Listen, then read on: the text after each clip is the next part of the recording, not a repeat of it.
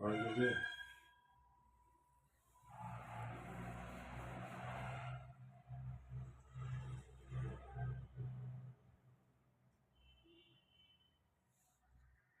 Mangarh Bharatiya Janata party के नवनियुक्त जिला अध्यक्ष प्रमोद डेल्लू बिश्नोई हमारे साथ है।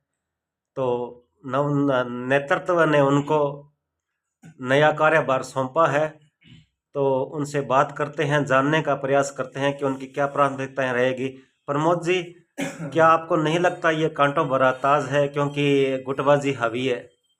सबसे पहले तो मैं हमारे प्रदेश नेतृत्व और केंद्रीय नेतृत्व दोनों का आभार व्यक्त करता हूं और धन्यवाद देता हूं कि उन्होंने मेरे एक सामान्य कार्यकर्ता पर इतना बड़ा विश्वास जताया। दूसरा, यहाँ के सब कार्यकर्ताओं का भी धन्यवाद करता हूं कि वो कई दिनों से मेरे प्रति स्नेह व्यक्त कर रहे थे। मैंने देखा है कि घोषणा के बाद तो सब बधाइयां करते हैं, लेकिन आज 10 दिन से पहले ही मेरे को जो स्नेह मिल रहा था लोगों का, उन सब का भी मैं बहुत बहुत आभार और धन्यवाद करता हूँ। क्या आपको नहीं लगता कि गुटबाजी हावी है और ये कांटों भरा ताज है? देखो, ये भारतीय जनता पार्टी है। मैं नहीं समझता कि कहीं इसमें कहीं कोई गुटबाजी होती है।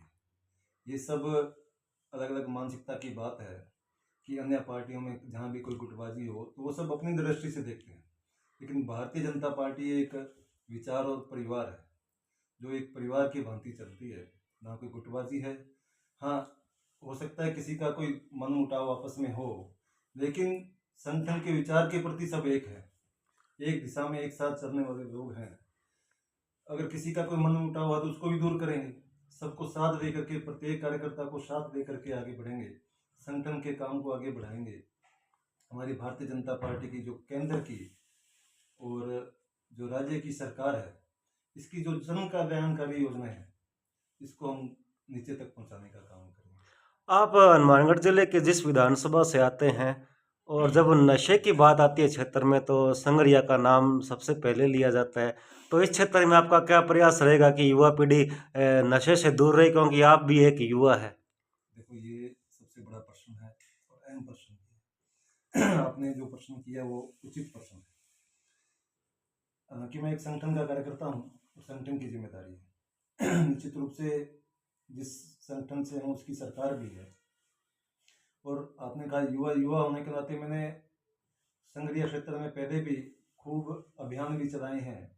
एक अभिनव अभियान हमने चलाया था, नशे की दृष्टि से भी नशे से दूर रहा जाए। तो निश्चित रूप से नशे के विरोध में इस शहर को, इस क्षेत्र को, पूरे हनुमानगढ़ को बचाने का काम हम करेंगे, क्योंकि ये एक हरियाणा पंजाब बॉर्डर का क्षेत्र है। इसमें निश्चित रूप से प्रभाव रहता है नशे का, बार बार घटनाएं सामने आती हैं। तो हम इसको ठीक करने का प्रयास करेंगे। जहाँ तक हमारा काम रहा, प्रशासन से बातचीत करेंगे, सरकार से बातचीत करेंगे और संगठन को भी उचित बातचीत हम ऊपर पहुँचाएंगे कि इस क्षेत्र को नशा मुक्त और नशे से बचाया जाए। हमारा पहला कदम ये रहेगा। सरकार का 1 वर्ष पूर्ण हुआ है। कांग्रेस का आरोप है कि 9 जिले वापस लिए हैं। तो 9 जिले जनहित के लिए बनाए गए थे, और जब 9 जिले आपने वापस ले लिए हैं, तो क्या आपको नहीं लगता कि कहीं ना कहीं जनता के हित की आवाज़ को आपने दबाने का प्रयास किया?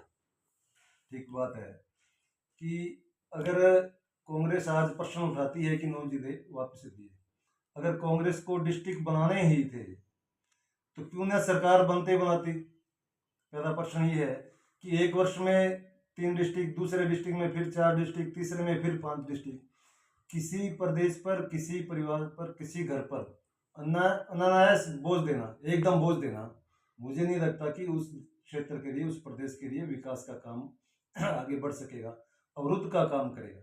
इसलिए भारतीय जनता पार्टी ने, जो सरकार भाई भजन लाल जी की सरकार है, यशस्वी मुख्यमंत्री हमारे भजन लाल जी, उनकी सरकार ने बड़ा सोच समझ करके सरकार को, इस प्रदेश को बचाने के लिए कुछ डिस्ट्रिक्ट रखे हैं। उनकी एक कमेटी बनी, कमेटी की रिपोर्ट आई, रिपोर्ट के आधार पर ये निर्णय लिया है। जो बचे हुए क्षेत्र हैं उनके भी बाद में जो निर्णय होंगे निश्चित रूप से कुछ अच्छे होंगे।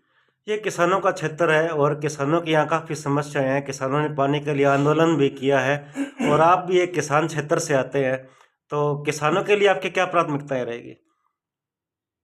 मैं किसान का बेटा हूँ और किसान का साथी हूँ। भारतीय जनता पार्टी भी हर समय हर संभव किसान के हित में रही है। भारतीय जनता पार्टी चाहे प्रदेश की सरकार हो चाहे केंद्र की सरकार हो, हर एक निर्णय नरेंद्र मोदी की सरकार ने, भजनलाल जी की सरकार ने, वसुंधरा जी की सरकार ने और भैरव सिंह जी की सरकार ने भी, सब ने किसान के हित में निर्णय लिया है। आज मैं यह ठीक प्रकार से दावे से कह सकता हूं कि जितने किसान हित में निर्णय भारतीय जनता पार्टी की सरकार, चाहे वाजपेयी जी की हो, मोदी जी की हो, मैं दोबारा कह रहा हूं वसुंधरा जी की, भजनलाल जी की, भैरव सिंह जी की, सब सरकारों ने किसान के हित में निर्णय लिए हैं। किसान को पानी मिलना चाहिए, उसकी ठीक से व्यवस्था होनी चाहिए, निश्चित रूप से इसकी व्यवस्था ठीक रहेगी। किसान को यूरिया खाद डीएपी ठीक से मिलनी चाहिए, इसकी भी ठीक से व्यवस्था होगी। सरकार प्रयास में है, सब काम ठीक हो। अभी आपने कहा कि हमने किसानों के हित में निर्णय लिए हैं। अगर सरकार ने निर्णय लिए हैं तो अभी तक एमएसपी नहीं मिला किसानों को, किसान एमएसपी के लिए झगड़ रहे हैं, दिल्ली तक जा रहे हैं, इसके बारे में आपका क्या?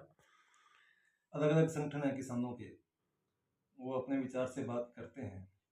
यदि आप पीछे के इतिहास को उठा के देखेंगे तो एमएसपी का विषय ऐसा है कि भारतीय जनता पार्टी की सरकार में जितनी एमएसपी बढ़ी है, पिछली सरकारों की दोगुनी एमएसपी भारतीय जनता पार्टी ने की है।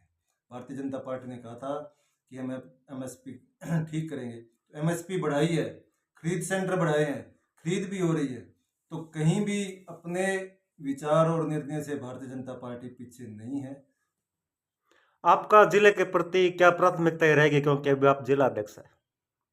सबसे पहले तो मुझे संगठन का काम दिया गया है, तो भारतीय जनता पार्टी के प्रत्येक कार्यकर्ता को साथ दे करके भारतीय जनता पार्टी के विचार को ठीक प्रकार से आगे बढ़ाने का काम करेंगे, संगठन को मजबूत करने का काम करेंगे।